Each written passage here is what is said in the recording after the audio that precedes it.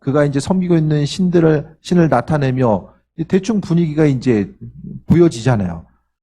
이 당시에는 왕의 말이 곧 법입니다.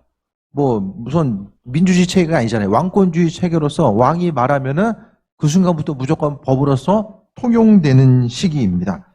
그런데 다른 누군가도 아니고 이 왕이 가장 총애하는 그 신하들 3명에서 나타나 소리는 절 안 합니다. 대놓고 이제 이야기하게 되는 거죠. 그러니까 느부갓네살 왕이 노하고 분하여 사드락과 메삭과 아벤느고를 끌어오라 말하며 사람들이 이제 끌어오게 됩니다.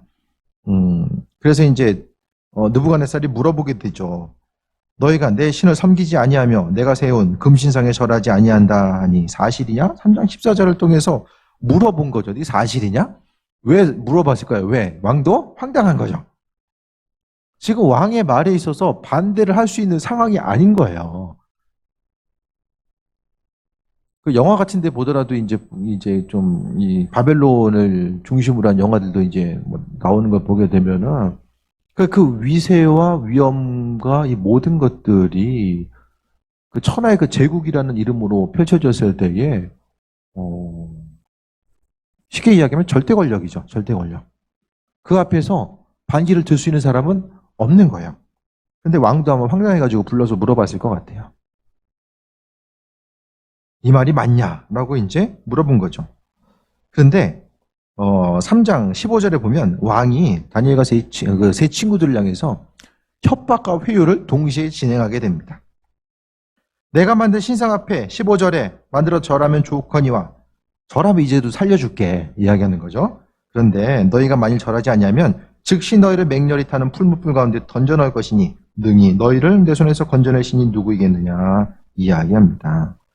근데 앞에서 보게 되면 다니엘을 통해서 이제 느부갓네살 왕이 이제 하나님이 누구인지에 대해서 경험하는 부분이 있는데 또 잊어버리죠.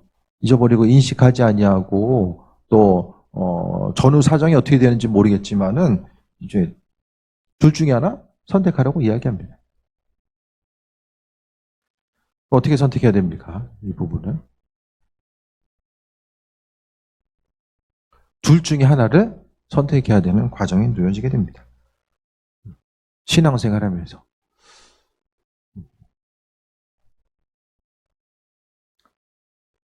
이한영 목사님하고 이제 통화하는데 요즘에 대기업 다니면은 교회 못 간대요. 정책상, 회사 방침상 어쨌든 간에 불이익을 상당히 감수해야 되는 그런 모습들이 있더라고요. 믿음 생활을 한다는 것 자체가 위기와 환난과 어려움을 대기업뿐만 아니라 또 다른 회사들도 많이 그렇겠죠, 요즘에.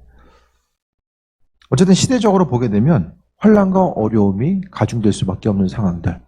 그래서 이 당시에 보게 되면 뭔가 이제 왕의 말에 반기를 들었다는 것 자체가 쉽게 이야기하면 이게 반역죄죠. 왕이 말이 법인데 법을 지키지 않은, 국가의 법을 지키지 않은 것과 마찬가지로 인식될 수밖에 없습니다.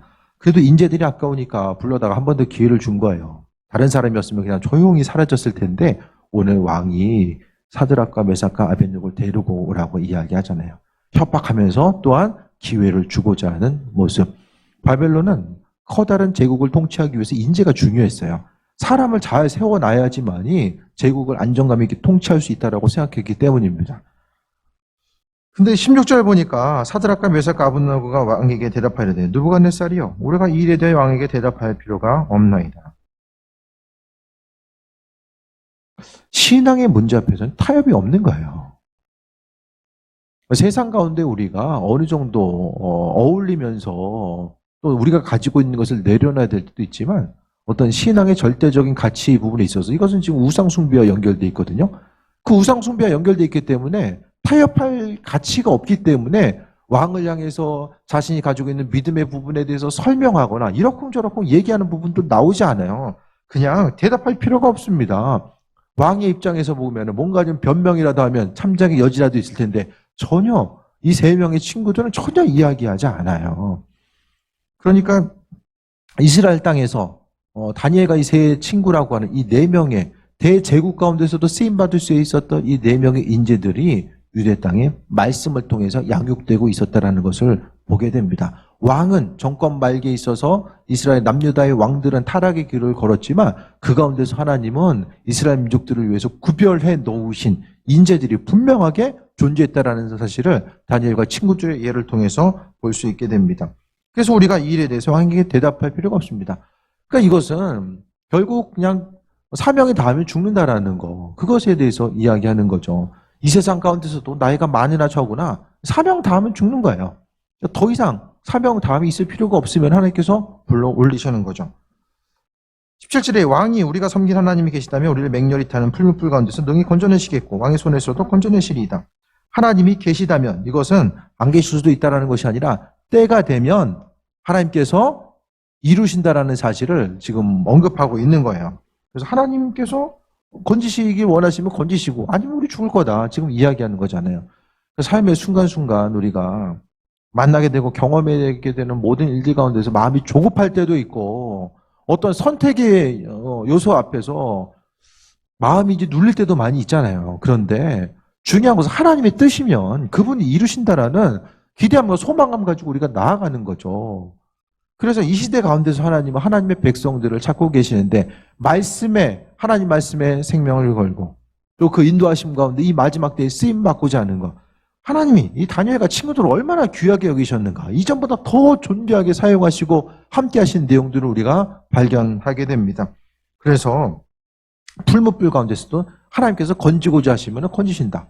눈에 보이는 상황이 당장은 눈에 잡히는 것도 없고 보여지는 것도 없고 절망스러운 환경처럼 보인다라고 할지라도 하나님 뜻이면 이루신다라는 거. 그럼 하나님 뜻은 어떻게 이루어집니까? 믿음 있는 사람들을 통해서 이루어지게 됩니다. 하나님은 다른 어떤 것이 아니라 우리 심령을 감찰하시고 그 안에서의 온전한 믿음의 영역을 돌아보시고 우리의 삶의 정건데 주인 되셔서 일하신다라는 것을 말씀하고 있습니다. 그래서 하나님 뜻이면은 뜻 가운데 인도하심 따라 나아간다. 우리가 꿈꾸고 계획하는 모든 것들도 우리는 비전을 가지고 나아가고 그것을 이루시거나 하지 않는 것은 하나님의 섭리죠. 우리가 해야 될 것은 믿음 가지고 끝까지 달려가는 것이 우리에게 있어서 맡겨진 사명이라는 것을 보게 됩니다. 18절에 그렇게 하지 아니하실지라도 왕이여 우리가 왕의 신들을 섬기지도 아니하고 세우신 신상에게 금신상에게 절하지도 아니할 줄 없어서 우리는 안 한다. 단호하게 이야기합니다. 단호하게 우리 안 한다. 그러니까 오늘 본문을 통해서 왕에게 뭐라고 이야기합니까? 주권이 하나님께 있다라는 것과 그렇기 때문에 우리는 신상에게 절하지 않는다. 이 두 가지로서 더 이상 얘기를 여기서 이제 말이 끝나게 되죠. 하나님의 백성으로 살아간다는 것이 때로는 불편함과 위기와 환란의 때를 감내해야 되는 순간들이 있어요. 이후에 19절에 느부갓네살이 분이 가득했다라고 이야기합니다. 3장 13절에 느부갓네살이 노했다라고 이야기하고 19절에 분이 가득했다라고 이야기하는 것. 우리가 믿음으로 선택했을 때에 세상은 노하고 분이 가득한 것으로 반응할 수 있다라는 거예요. 근데 중요한 것은 우리가 세상 눈치가 아니라 하나님 눈치로 살아야 되잖아요. 우리가 인식하고 또 의식하면서 살아가야 될 것은 여호와 하나님, 그분 의식하면서 살아가는 것입니다. 그래서 담대한 믿음의 중심, 그러니까 여기서 나와 있는 다니엘과 세 친구들이 가질 수 있는 이 신앙 고백은 하나님께서 주인 되시고 삶의 역사를 모든 것을 주관하신다라는 믿음의 고백 가운데 이루어지는 거죠. 죽으면 천국 가고 사명이 남겨져 있으면 하나님이 살리신다. 쉽게 이야기하면은 그 부분에 대해서 지금 말씀하고 있는 거예요. 하나님께서 주인 되셔서 일하시고 함께 하시며 우리의 삶의 순간순간 모든 것들을 하나님의 방법대로 이루시고 함께 하신다는 것에 대해서 우리가 발견하게 됩니다. 그래서 느부갓네살이 분이 가득한 거. 신하들이 이제 왕 앞에서 안 한다라고 공개적으로 표명한 거죠. 이거 살려두면 어떻게 됩니까? 제국에 있어서의 가장 조심해야 될 것이 반란이에요. 반란. 제국이 동시다발적으로 이렇게 반란이 일어나면은 정말로 이 제국의 근간이 흔들릴 수 있거든요. 그러니까 로마도 항상 이스라엘 땅에서 반란이 일어날까 봐 군대를 주둔시키고 항상 그거에 아주 민감하게 반응하는 것을 보게 됩니다. 그래서 느부갓네살이 분이 가득한 것, 니네 나를 무시하는구나 이제 생각을 한 거죠. 그래서 풀무불을 뜨겁게 하기를 평소보다 7배나 더 해라. 그냥 7배나 안 해도 죽는데 7배나 뜨겁게 하라는 것은 7이라는 것은 완전 숫자죠. 그러니까 할 수 있는 대로 최대한 뜨겁게 하라고 이제 이야기하게 됩니다. 환난과 어려움의 때가 계속해서 가중되고 또 결박해서 오늘 본문 가운데 풀무불 가운데 던져졌다라고 이야기합니다. 그런데 풀무불이 뜨겁다 보니까 이제 주변에 이 세 친구를 집어넣기 위해서 밀어넣기 위해서 같이 따라간 사람이 다 죽습니다. 이 구조가 정확하게 어떻게 되는지 모르겠지만 이제 죽게 되는 이것을 통해서 이제 사람이 살아나올 수 없는 환경이라는 사실을 이제 분명하게 강조하고 있습니다. 그래서 맹렬히 타는 풀무불 가운데 떨어졌습니다. 그런데 24절에 보니까 느부갓네살 왕이 놀라 급히 일어나 모사들에게 물어 이르되 우리가 결박하여 불 가운데 던진 세 사람이 아니었느냐. 그런데 보니까 네 사람이 있고 한 사람은 신들의 아들과 같다. 그러니까 사람과 같은 존재라기보다는 무언가 좀 신비한 존재로서 왕이 그 자리를 집어넣으라 하고서 그냥 떠나지 않고 그 자리를 지켰다라는 거. 왜 지켰을까? 몇 가지가 있겠죠. 열이 받아서 어떻게 죽나 보자 하고서 있을 수도 있고, 또 한 가지는 이전에 어쨌든 하나님에 대해서 들었던 그 기억 자체를 통해서 그가 이제 하나님의 일하심과 인도하심 자체가 무엇일까에 대해서 돌아보고 나아가는 부분이 또 분명히 또 있을 수 있습니다. 그래서 풀무불 가운데서 보니까 세 사람 들어갔는데 네 사람이 함께 있다. 하나님은 하나님의 백성을 지키시고 인도하시는데 이 천사 같은 모습, 또 하나님의 이끄심과 인도하심, 또 하나는 그리스도 예수 주님의 형상으로도 우리가 볼 수 있죠. 그러니까 어떤 방향 어떻게 모르겠지만은 하나님은 위기의 순간 가운데 하나님의 백성들 버리지 아니하시고 함께 하신다라는 거. 죽음의 순간. 그러니까 항상 하나님의 뜻과 인도하심에 대해서 생각했을 때에 18절 한번 다시 보면 그렇게 하지 아니하실지라도 왕이요. 하나님 그렇게 뜻대로 원하지, 우리가 바라고 원하는 대로 그렇게 안 하신다라고 할지라도 우리는 절하지 않겠다라고 이야기하는 거. 그러니까 철저하게 모든 주권에 대해서 하나님께 맡겨드리는 그런 신앙의 담대함을 우리가 또한 발견할 수 있게 됩니다. 그리고 하나님은 하나님의 방법대로 하나님의 백성들을 지키시고 함께 하신다라는 거. 다니엘을 지키셨고 그 친구들을 지키셨던 하나님은 여러분 인생 가운데 뭐하고 계십니까? 이 한 주간의 삶을 통해서 그분은 무슨 일을 어떻게 하고 계실까요? 그 생각해 보세요. 일상생활 가운데 하나님은 나와 어떻게 동행하고 계신지를 그걸 경험해야 됩니다. 위기의 순간이든 기쁨과 평안함의 순간이든 간에 하나님 항상 신앙이 들고 함께 하시겠다. 주님은 우리 안에 계시고 우리는 주님 안에 계셔야 된다는 사실이 성경 말씀을 통해 계속해서 강조되고 있죠. 그래서 오늘 본문을 통해서 사람들이 모든 사람이 볼 수 있도록 세 사람이 들어갔는데 네 사람이 있는 것처럼 보이는 환경은 하나님의 임재의 상징이 누군가에게 보여질 수 있도록, 그러니까 하나님은 그분의 영광을 모든 사람이 알 수 있도록 비치시고 찰 때가 분명하게 있다라는 거예요. 다른 누군가가 아니라 하나님의 방법에 의해서 이루어지는 것. 그래서 오늘 본문 가운데서 풀무불, 7배나 뜨거운 거, 대류 같은 사람이 다 죽는 거, 이 위기의 순간이 계속해서 다가왔지만 하나님의 백성들이 가져야 될 태도 자체, 또 믿음으로 승리하는 삶이 무엇인지를 이야기하고 있고, 하나님이 결코 하나님의 백성들을 버리지 않는다라는 거, 믿음을 가지고 나아가는 거. 근데 성경에 보게 되면 하나님의 일하심과 인도하심을 경험했던 사람들은 믿음의 사람들이었음을 보게 돼요. 날마다 조마조마했던 사람들, 그냥 이리저리 요동하는 그런 신앙의 모습이 아니라 하나님께서 주인 되심에 대해서 고백하고 승리하고자 했던 그 사람들이 하나님의 능력을 경험하게 됩니다. 내가 다, 오늘 본문 가운데서 다니엘과 그 세 친구들이 가가지고 잽싸게 그냥 위기가 있으니까 가서 절하고 나서 절했으면은 목숨이 어떻게 건졌을지는 모르겠지만 하나님의 살아계심과 인도하심을 어떻게 경험합니까? 경험하지 못하죠. 그러니까 우리에게서 위기의 순간, 환난과 위기의 순간은 하나님을 경험할 수 있는 아주 중요한 순간이 된다라는 거예요. 잔잔한 가운데서 우리가 하나님을 경험할 수도 있지만 많은 부분에 있어서 위기와 환난을 통해서 하나님의 사랑과 인도하심과 예비하심을 경험하는 그 귀한 삶을 살아갈 수 있게 됨에 대해서 보게 됩니다. 26절에 느부갓네살이 이제 나오라고 하죠. 하나님의 종 사드락과 메삭과 아벳느고. 이제부터는 사드락과 메삭과 아벳느고 하나님의 종으로서 인정받아요. 왕이 인정한 거죠. 그들이 하나님을 인정한 거죠. 이 모든 것들이 어떻게 이루어집니까? 위기가 있지만 그 위기가 위기로 끝나는 것이 아니라 그 위기의 순간을 통해서 더욱더 견고한 신앙, 나 자신이 견고해질 뿐만 아니라 그 견고해지는 이런 환경 자체가 하나님께 영광 돌리는 것이 주변 사람들에게 비춰지는 이런 삶의 모습이 나타난다는 거예요. 그러니까 신앙생활에 있어서 교회의 위기는 또 하나의 기회가 될 수 있다는 거예요. 삶의 순간순간 위기의 때 그 위기는 또 하나의 기회로서 우리에게 다가오게 되고 그 기회는 믿음으로써 준비된 사람들, 하나님 말씀 앞에 마음의 중심을 두고 쓰임받고자 하는 이들을 통해서 그 은혜와 충만함이 계속해서 전달될 수밖에 없다라는 것에 대해서 볼 수 있게 됩니다. 그래서 27절에 모든 사람들이 이제 보았을 때 이게 불탄 냄새도 없고 또 머리털도 그을리지 않는 하나님의 보호하시고 인도하심, 그러니까 사람의 건강과 안전한 모든 것들도 결국 그분의 장중 안에서 우리가 보호받는다는 사실을 잊지 말아야 됩니다. 항상 하나님의 백성으로서의 온전한 삶을 살아감에 있어서 우리가 기억하고 또 잊지 말아야 될 것은 하나님께서 주인 되신다는 것과 또 주인 되신 하나님의 손길과 인도하심 가운데 우리가 승리하는 존재하는 삶을 살아가게 된다는 것에 대해서 우리 10년 가운데 날마다 잊지 말아야 됩니다. 삶의 순간순간 모든 것이 하나님의 은혜임을 고백하고 나아가야 됩니다. 그래서 28절부터는 느부갓네살 왕이 하나님을 찬양하죠. 뭐라고 이야기합니까? 28절 볼까요? 느부갓네살이 말하 이르되 사드락과 메삭과 아벳느고 하나님을 찬송할지로다.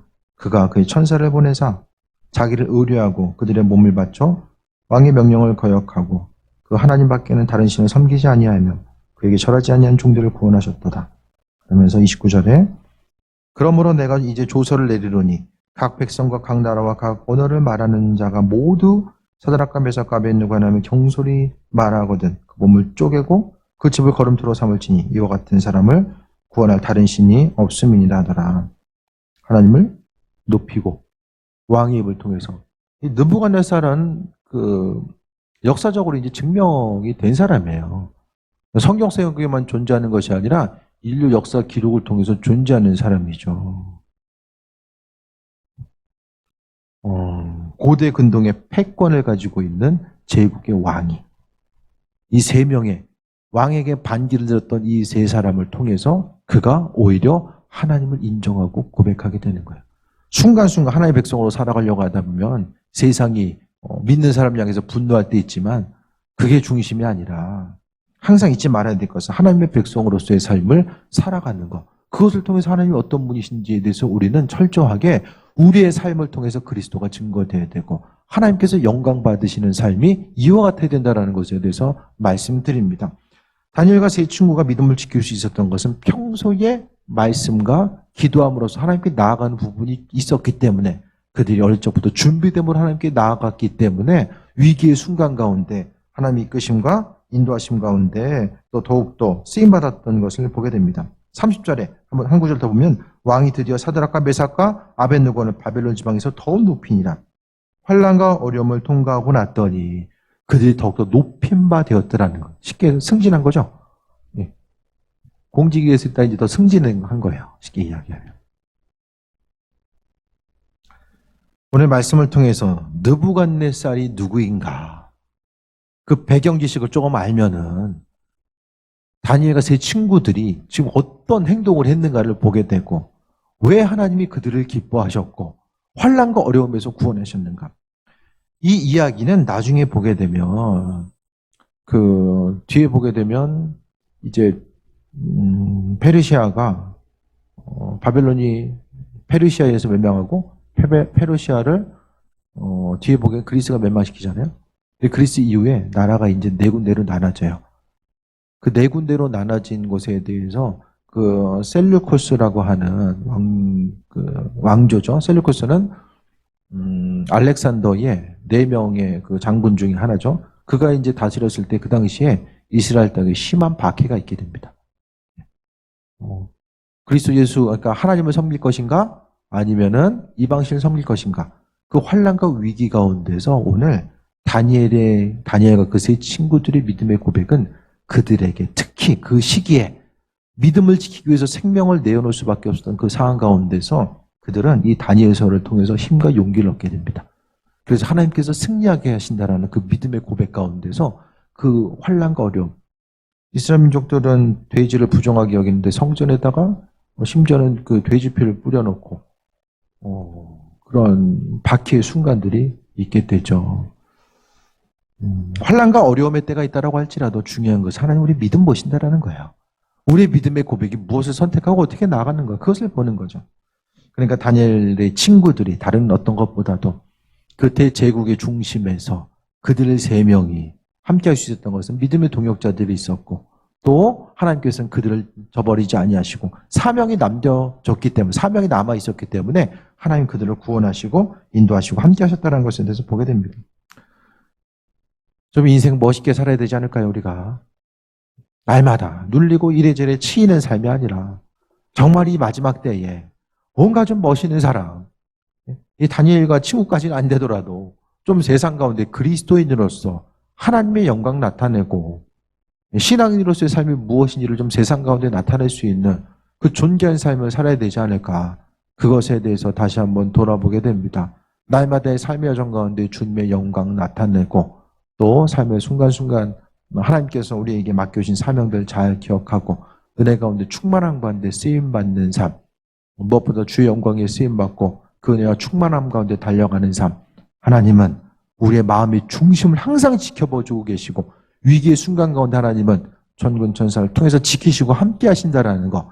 그렇기 때문에 믿음의 담대함을 통해서 믿음으로 주께 쓰임받고자 했을 때 아버지께서 은혜 도하실 줄 믿습니다. 이 마지막 때에 하나님 말씀 붙들고 존귀하게 쓰임받는 귀한 삶 되시기를 축원드립니다. 기도하겠습니다. 하나님의 사랑에 감사합니다. 삶의 순간순간 더 주님 의지하게 하시고 아버지께서 바라시고 원하신 뜻이 무엇인지를 분별하게 하시며 온전한 은혜, 또 존귀한 은혜 하나님께서 날마다 허락하여 주셔서 우리의 삶의 모습이 그리스도 예수 주님으로 인해서 강건함 누릴 수 있는 존귀한 삶으로 이끄시고 인도하여 주옵소서. 모든 것이 하나님의 은혜입니다. 영광 받으시옵소서. 이 한 주간도 마음과 생각을 지켜주시고 하나님 지혜와 계시형으로 함께 앞서서 예수님의 이름으로 기도드립니다. 아멘.